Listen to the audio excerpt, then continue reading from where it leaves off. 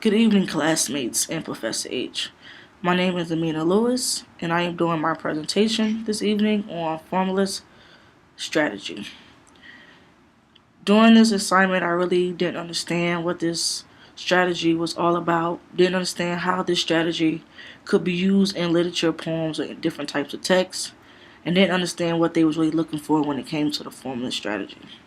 But as I began to read on, I learned that this strategy was usually useful and helpful for poems and other different types of literatures. The reason for these types of texts is because this strategy mainly focuses on how the story is written, the language, and the tone of the text. Formalist strategy cared little about how the author was doing at the time of writing, what the author was going through at the time of writing. They just really focused on the relationship between the form and the meaning of the work. The reason the focus is on these types of texts because it gives you more of a chance to figure out the meaning of the work.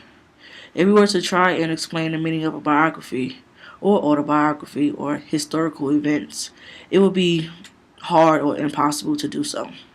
There is no explanation behind someone telling a story about someone else's life or about their life or about why we was at war, different types of wars or things like that. But with poetry and other types of literatures, there are many angles you can take to explain the text and explore the characters in different ways. When it comes to the different types of poems, formalist strategy is useful when trying to explore the text and the meaning of drama and fiction. When trying to analyze the different poems and the different literatures from drama and fiction, it is important to pay attention to the words and the images that the author used to build a world in the story.